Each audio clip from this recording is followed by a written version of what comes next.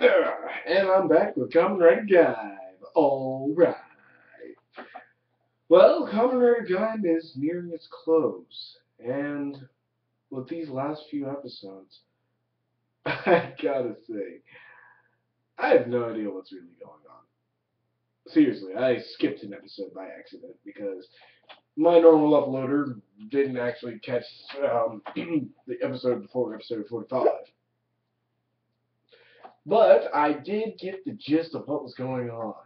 Mai has gone to both Kaito and Kota to show them their future and actually trying to change their fates, while Kota has now finally, after a long time, accepted the fact that he is becoming an overlord and can now actually ingest the fruit of the Helheimu without turning into an Invis or an overlord, without mutating, really. And though he's held on, well, not held on, accepted the fact that he is turning into an overlord and becoming more than human, he is not losing his humanity and deserves a final send-off, fighting his former friend and ally, Kaito, for the possession of the golden fruit.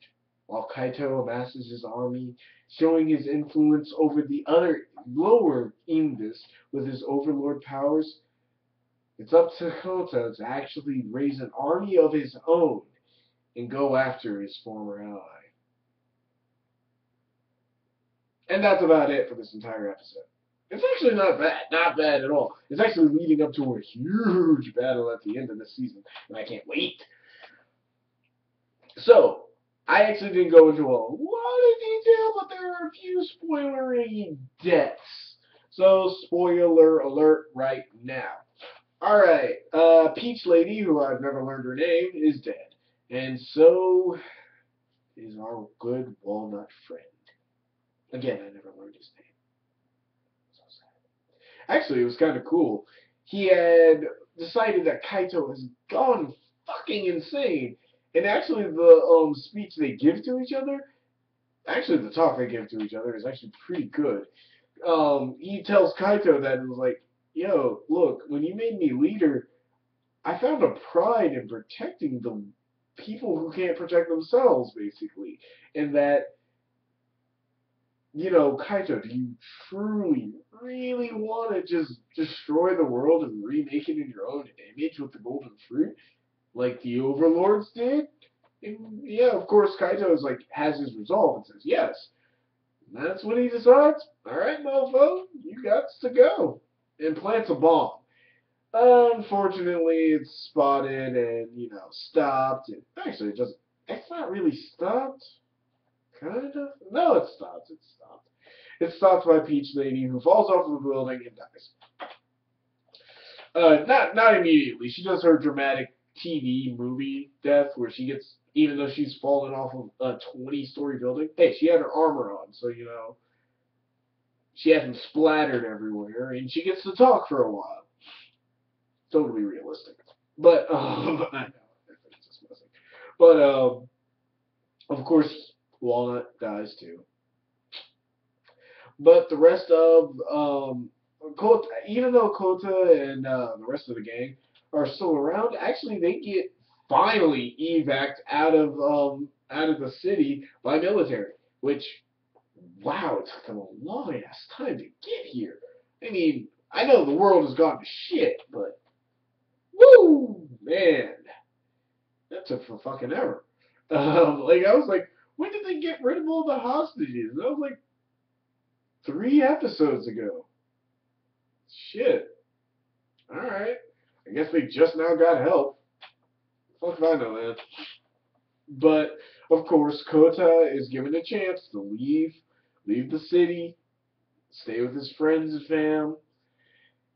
But he knows he has no place in the world. Not really, even though there are cracks opening up everywhere, and he could go out and use his powers of controlling Invis to stop the Invis that are coming out of the cracks from destroying shit, and amass an even bigger army to come back and kick Kosa's ass, but yeah, this needs to end. So Kosa decides to stay behind and go kick Kaito's ass. Now, this fight, what becomes before the fight is a talk. Again, of Kota is not really 100% trying to convince him to not do what he's doing, but he does question him on it. And the reason I say he's not trying to convince him out of it is due to the fact that he's not saying, like, Kaito's basically softballing Kota, like, lines that he could just spike the shit out of. Like, especially when he says, like, I want a world where only the strongest survive, and you kill the weak and the old. And then you look, like, Kota could have, like, so spiked him with, you mean like the overlords did? Look where that got him. They're all dead. They all killed each other trying to be the strongest. So, fuck. And it's even brought up earlier in the episode when Kaito was talking to Mai. But, man, shit. Doesn't matter because these motherfuckers are throwing down. Kota has his Invis army, Kaito has his Invis army, and they just go at it. In a really good fight scene up until the bikes. I don't know.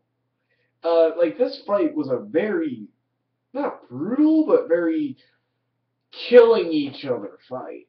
Like, let's do this motherfucker fight.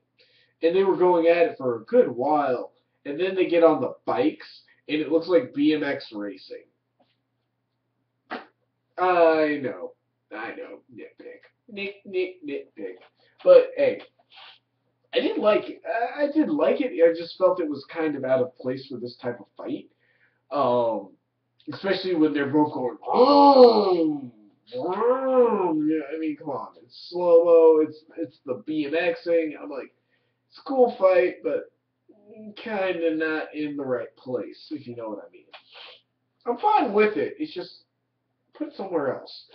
But I did love the fact that as they're fighting, they're partially never touched, but and I mean partially, but they do end up like fighting their like the opposing Invis, like they end up start taking out like as all the Invis are fighting in the background, they're actually getting into this fight, and they're being taken out as these two just like start pummeling each other and going like one-upping each other in forms. Like, first they start both off with, banana and orange, and then he goes up to his mixed form with lemon, and then he goes up to, then Kaito goes up to his mango form, and then, like, of course, Kota goes up to his triumph form, and then, like, Kota goes up to his triumph form, while Kaito is going into his overlord form. Like, it just escalates. It's escalating as this entire fight is going on, and the thing is, the episode ends with them still fighting, and I'm like, more, please. And of course we get a little flash to Michi, who's crying in a corner somewhere because he's a no, he's not a bitch. Yeah, he's a bitch. But I love the fact that they kind of flash over to Michi, and Michi's just kind of like, oh, I do that. And then, of course, his brother comes back as his, memory shadow and goes, something, don't blame everybody else for leaving because they moved on without you. You were trying to hold on to the past, and you were doing everything in your power to do that. So that's what put you here. And he's like, and of course he's like, if you want me to leave you alone, I am in your head. Oh, P.S. Stop chasing my goddamn shadow. He says, how long are you gonna hold my shadow? Which is a dual meaning. For me, anyway, because they might have a different meaning for it. But for my mind's interpretation, it means, one, you're holding on to my shadow, meaning you're holding on to my memory, you're holding on to my ideals. When are you gonna let that go? And two, when are you gonna stop chasing my shadow? Or like holding on to the coattails of his shadow, meaning everything Michi has done for the most part of him going evil is trying to overshadow his brother. But his brother's gone. He doesn't need to anymore. He's never needed to, not really. And that's what's kind of holding him back. So him, yes, I'm coming up to see you right now. Sorry, had to. My computer went to sleep. You see. Anyway, like just like when are you gonna stop trying to overshadow someone who's already gone and somebody who you've never needed to overshadow? When are you gonna be your own damn man? Even though you've done so much, you just can't let it go. And I kind of liked that. Man, I'm going into in depth over Michi just freaking out in a freaking room, and he doesn't even leave.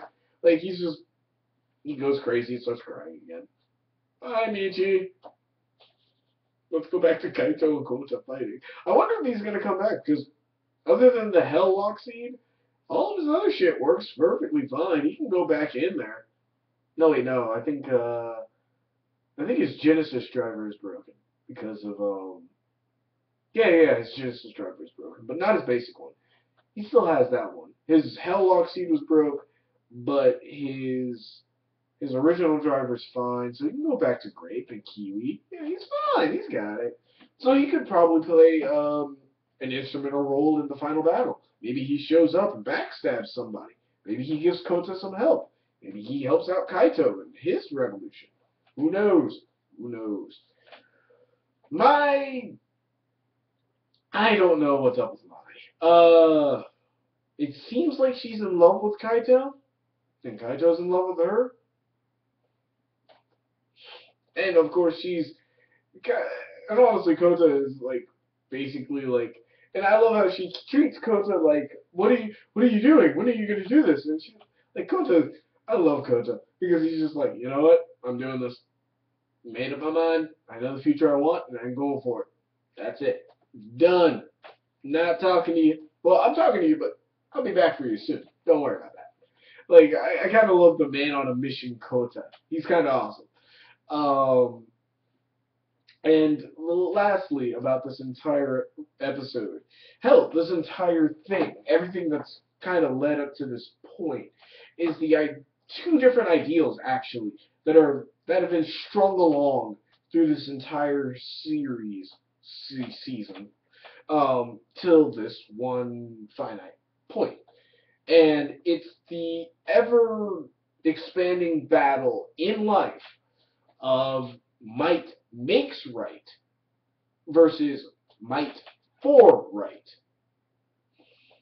For those who don't know, might makes right means I have power, meaning I am the right person. So if you disagree with that, I kill you, basically. It's basically bullying. It's basically saying, I'm stronger, so what I say goes.